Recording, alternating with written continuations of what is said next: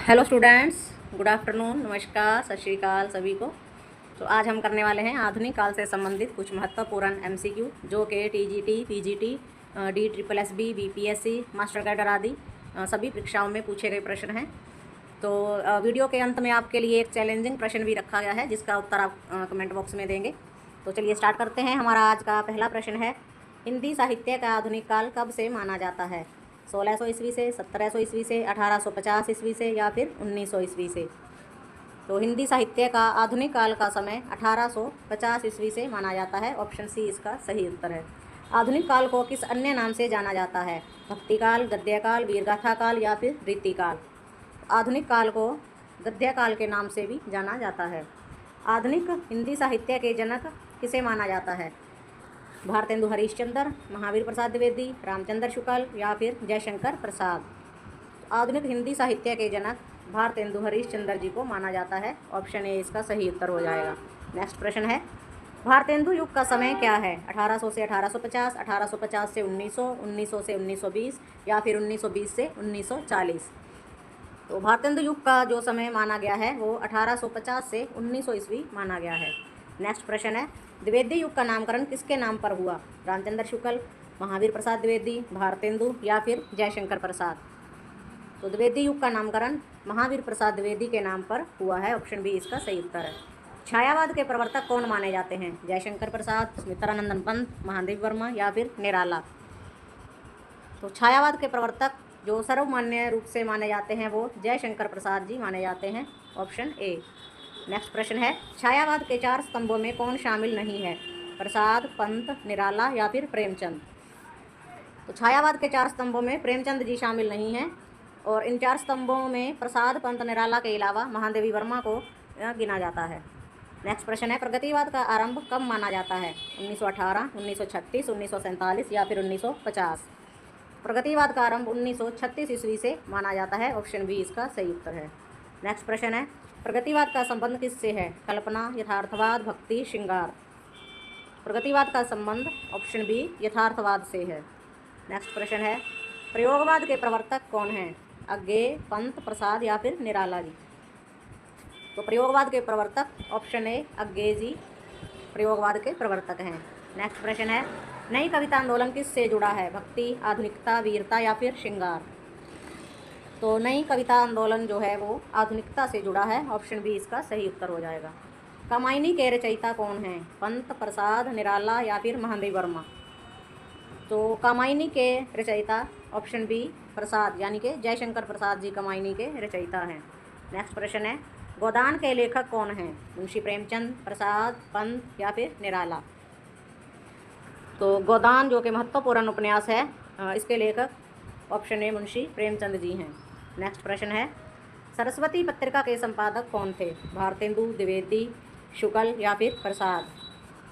तो सरस्वती पत्रिका के संपादक ऑप्शन बी द्विवेदी यानी कि महावीर प्रसाद द्विवेदी जी सरस्वती पत्रिका के संपादक थे।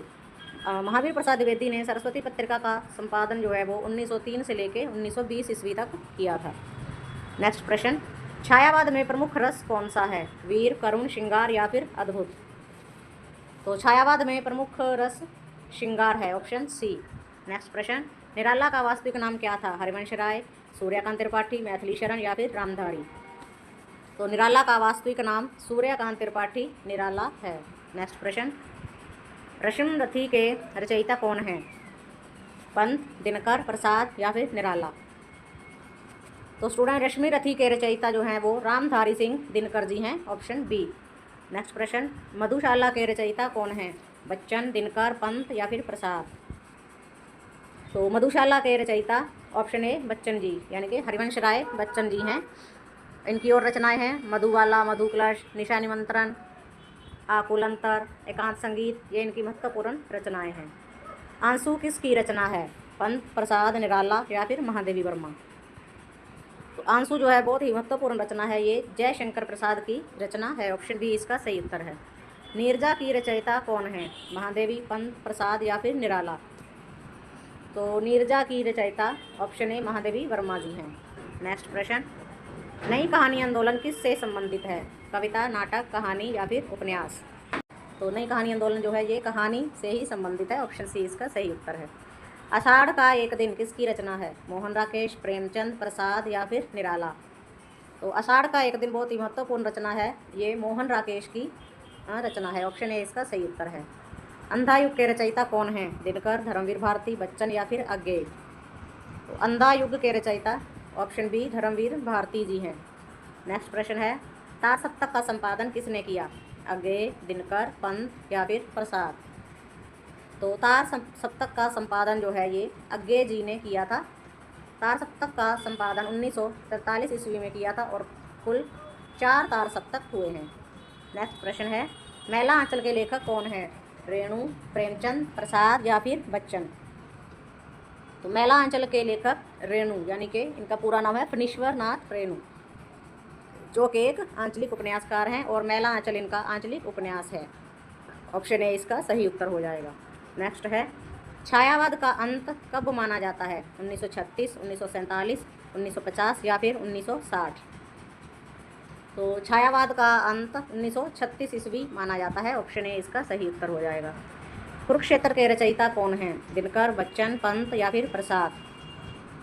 तो कुरुक्षेत्र एक महत्वपूर्ण रचना है जो कि रामधारी सिंह दिनकर की रचना है। ऑप्शन ए इसका सही उत्तर है। नेक्स्ट प्रश्न, गीतांजलि के लेखक कौन हैं? टैगोर, प्रसाद, पंत या फिर निराला। तो गीतांजलि के लेखक टैगोर यानी कि रविंद्रनाथ टैगोर हैं। Option A. नेक्स्ट प्रश्न है, आधुनिक काल में प्रमुख विधा कौन सी है? पद्य, गद्य, दोहा या चौपाई। तो आधुनिक काल की जो प्रमुख विधा है वो गद्य विधा है। ऑप्शन बी इसका सही उत्तर है। नेक्स्ट प्रश्न, भारत भारती के रचयिता कौन हैं? मैथिली शरण गुप्त, प्रसाद, पंत, निराला। तो भारत भारती के रचयिता ऑप्शन ए मैथिली शरण गुप्त जी हैं। तो स्टूडेंट ये थे हमारे आज के महत्वपूर्ण प्रश्न जो कि आधुनिक युग से संबंधित थे। अब आपके लिए एक चैलेंजिंग प्रश्न रखा गया है, तो उसका आंसर आपने कमेंट बॉक्स में अवश्य देना है। भारतेंदु हरीशचंद्र जी का जन्म कब हुआ था? 1825, 1835, 1850 या फिर 1855। तो स्टूडेंट इसका आंसर आप कमेंट बॉक्स में अवश्य दीजिएगा। और अगर ये वीडियो आपको अच्छी लगी हो तो वीडियो को लाइक और शेयर अवश्य कर दें। तो ये थे हमारे आधुनिक युग से संबंधित। अब हम आधुनिक युग की जो उसमें अलग अलग जो युग हैं, जैसे कि भारतेंदु युग, द्विवेदी युग, प्रगतिवाद, प्रयोगवाद, नई कविता, उससे हम अलग अलग टॉपिक से अलग अलग वीडियो लेकर आपके सामने हाजिर होंगे। और वीडियो को लाइक और शेयर ज़रूर कर दें। और आप ऐसे ही महत्वपूर्ण प्रश्नों के लिए हमारे साथ बने रहें और हिंदी मास्टर चैनल को आप सब्सक्राइब अवश्य कर दें। धन्यवाद।